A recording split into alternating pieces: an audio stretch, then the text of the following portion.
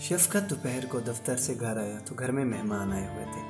औरतें थीं जो बड़े कमरे में बैठी थीं। शफकत की बीवी आयशा उनकी मेहमान नवाजी में। जब शफकत सहन में दाखिल हुआ तो उसकी बीवी बाहर निकली और कहने लगी, अजीज साहब की बीवी और उनकी लड़कियां आई हैं। शफकत ने हैट उतार कर माथे का पसीना, कौन अजीज साहब? आयशा ने आवाज दबाकर कहा, अरे आपके अब्बा जी के दोस्त। ओ अजीज चचा, हाँ वही। शफकत ने जरा हैरत से कहा, मगर वो तो अफ्रीका में थे। आयशा ने मुंह पर उंगली रखी, जरा आहिस्ता बात कीजिए, आप तो चिल्लाना शुरू कर देते हैं। अफ्रीका ही में थे, लेकिन जो अफ्रीका में हो क्या वापस नहीं आ सकता? लो अब तुम लगी मेन मेख करने, आप तो लड़ने लगे। आयशा ने एक नज़र अंदर कमरे में डाली। अजीज साहब अफ्रीका में ही हैं, लेकिन उनकी बीवी अपनी लड़की की शादी करने आई है, कोई अच्छा बर ढूंढ रही है।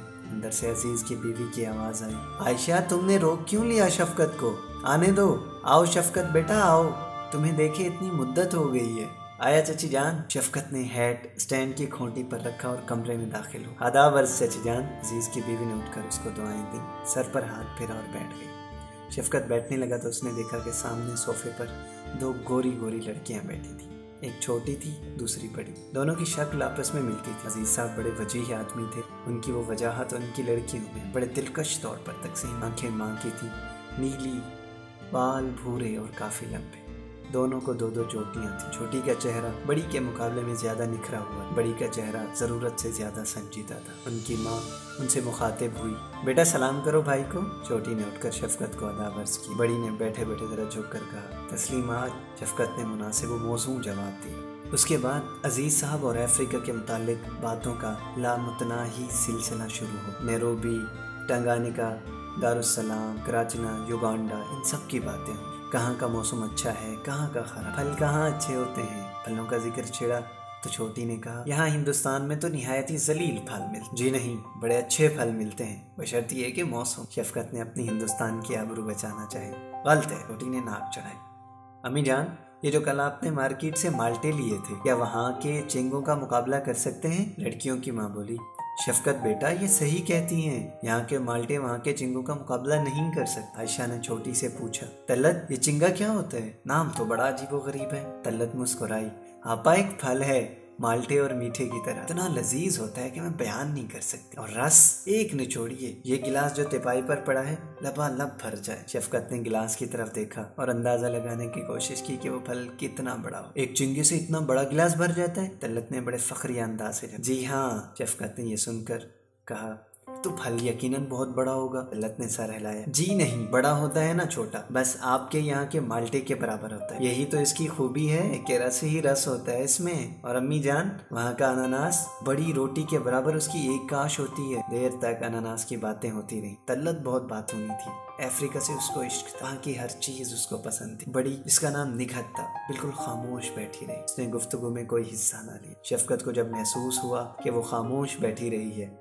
तो वो उससे मुखातिब हुआ। आपको गालिबन इन बातों से कोई दिलचस्पी नहीं? निखत ने अपने होंठ खोले। जी नहीं, सुनती रही हूँ बड़ी दिलचस्पी से। शफकत ने कहा, लेकिन आप बोली नहीं। अजीज की बीवी ने जवाब। शफकत बेटा इसकी तबीयत ही ऐसी है। शफकत ने जरा बेतकल्लुफी से कहा, चची जान, इस उम्र की लड़कियों को खामोशी पसंद नहीं होना चाहिए। ये भी कोई बात है कि मैं खंगनियां डाले बैठे। फिर वो निखत से मुखातिब हुआ, जनाब आपको बोलना पड़ेगा। निखत के होंठों पर एक शर्मीली मुस्कुराहट। बोल तो रही हूँ भाईजान। शफकत मुस्कुराए। तस्वीरों से दिलचस्पी है आपको? निखत ने निगाहें नीची करके जवाब दिया। जी। तो उठिए, मैं आपको अपना एल्बम दिखाऊं, दूसरे कमरे में है। ये कहकर शफकत उठा। चलिए। आयशा ने शफकत का हाथ दबाया। पलटकर उसने अपनी बीवी की तरफ सवालिया निगाहों से उसने आंखों ही आंखों में कोई इशारा दिया जिसे शफकत ना समझ सके। वो मुतहय्यर था कि खुदा मालूम क्या बात। उसकी बीवी ने उसका हाथ दबाया और इशारा भी किया। वो सोच ही रहा था कि तल्लत खट से उठी। चलिए भाईजान, मुझे दूसरों के एल्बम देखने का बहुत शौक है, मेरे पास भी एक कलेक्शन है। शफकत तल्लत को तस्वीरें दिखाता रहा। हस्बे आदत तल्लत बोलती रही। शफकत का दिमाग किसी और तरफ। वो निखत के मुतालिक सोच रहा था कि वो इस कदर खामोश क्यों, तस्वीरें देखने उसके साथ क्यों ना। जब उसने उसको चलने के लिए कहा तो आयशा ने उसका हाथ क्यों दबा? इस इशारे का क्या मतलब? उसने आंखों के जरिए किया। तस्वीरें खत्म हो गई। तल्लत शफकत ने एल्बम उठाया और शफकत से कहा, बाजी को दिखाती हूँ, उनको बहुत शौक है तस्वीरें जमा करने। शफकत पूछने ही वाला था, अगर उनको शौक है तो उसके साथ क्यों ना आई, मगर तल्लत एल्बम उठाकर कमरे से निकल। शफकत बड़े कमरे में दाखिल हुआ तो निगहत बड़ी दिलचस्पी से एल्बम की तस्वीरें देख रही थी। हर तस्वीर उसको मुसर्रत पहुंचाती थी। आयशा लड़कियों की माँ से बातें करने में मशगूल थी। शफकत कटकियों से देखता रहा। उसका चेहरा जो पहले जरूरत से ज्यादा संजीदगी की धुन में लिपटा था, अब बशाश था। ऐसा लगता था कि तस्वीरें जो आर्ट का बेहतरीन नमूना थी, उसको राहत बख्श रही। उसकी आंखों में अब चमक थी, लेकिन जब एक घोड़े और सेहतमंद औरत की तस्वीर आई तो ये चमक मान पड़। एक हल्की सी आह उसके सीने में लरसी और वहीं दब गई। तस्वीरें खत्म हुई तो निगहत ने शफकत की तरफ देखा और बड़े प्यारे अंदाज में कहा, भाईजान शुक्रिया। शफकत ने एल्बम निगहत के हाथ से लिया और मेंटल पीस पर रख दिया। उसके दिमाग में खुद बुद हो रही। उसको ऐसा लगता था कि कोई बहुत बड़ा इसरार है उस लड़की की जिंदगी के साथ वाबस्ता है। उसने सोचा शायद कोई नामुकम्मल रोमान या कोई नफ्सियाती हादसा। चाय आई तो निगहत से मुखातिब हुआ, उठिए चाय बनाइए, ये प्रिविलेज लेडीज का है। निगहत खामोश रही, लेकिन तल्लत फुदक कर उठी, भाईजान मैं बनाती। निगहत का चेहरा फिर धुन में मलफूफ। शफकत का तजस्सुस बढ़ता गया। एक बार जब उसने गैर इरादी तौर पर निगहत को घूर कर देखा तो उसे पटासी। शफकत को दिल ही दिल में इस बात का अफसोस हुआ कि उसने क्यों ऐसी नाज़ेबा हरकत की। चाय पर इधर उधर की बेशुमार बातें हुई। तल्लत ने इनमें ज्यादा हिस्सा। टेनिस का जिक्र आया तो उसने शफकत को बड़े फखरी अंदाज में, जो शेखी की हद तक जा पहुंचा था, बताया कि वो नैरोबी में नंबर 1 टेनिस प्लेयर थी और 15-20 कप जीत चुकी। निगहत बिल्कुल उसकी खामोशी बड़ी उदास थी। साफ आया था कि उसको इस बात का एहसास है कि वो खामोश है। एक बात जो शफकत ने खास तौर पर नोट की ये थी कि अजीज की बीवी की ममता का रुख ज्यादातर निगहत की तरफ। उसने खुद उठकर बड़े प्यार मोहब्बत से उसको करीम रोल दिए, मुंह पोंछने के लिए अपना रुमाल दिए। उससे कोई बात करती थी तो उसमें भी प्यार होता था। ऐसा लगता था कि वो बातों के जरिए से भी इसके सर पर मोहब्बत भरा हाथ फेर रही है या उसको चुमकार रही है। रुखसत का वक्त आया तो अजीज की बीवी उठी, बुरका उठाया, आयशा से गले मिली, शफकत को दुआएं दी और निगहत के पास जाकर आंखों में आंसू ला देने वाले प्यार से कहा, चलो बेटा चलें। तल्लत फुदक कर उठी। अजीज की बीवी ने निगहत का एक बाजू थामा, दूसरा बाजू तल्लत ने पकड़ा। उसको उठाया गया। शफकत ने देखा कि उसका निचला धड़ बिल्कुल बेजान है। एक लख्ते के लिए शफकत का दिल और दिमाग साकित हो गया। जब वो संभला, उसे अपने अंदर एक तेज सी उठती हुई महसूस हुई।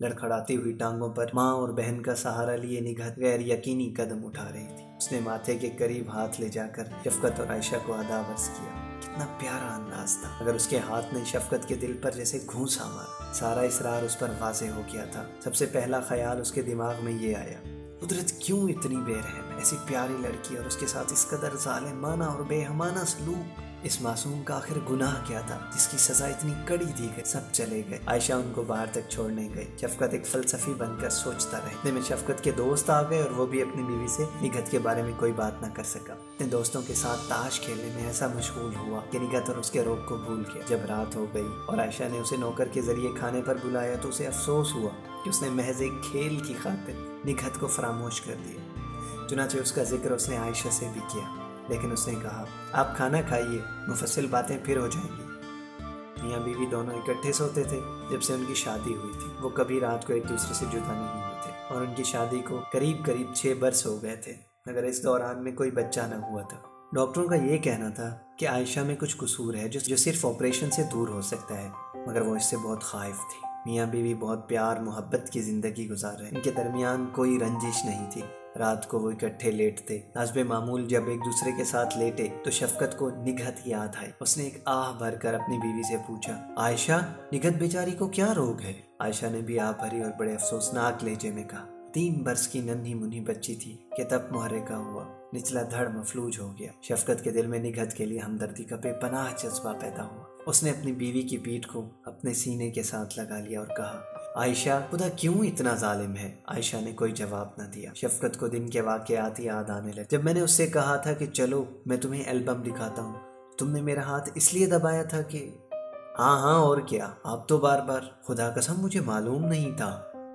इसको इस बात का बहुत एहसास है कि वो अपाहिज है। तुमने ये कहा है तो मुझे ऐसा मालूम हुआ कि मेरे सीने में किसी ने तीर मारा है। जब वो आई तो खुदा की कसम मुझे बहुत दुख हुआ।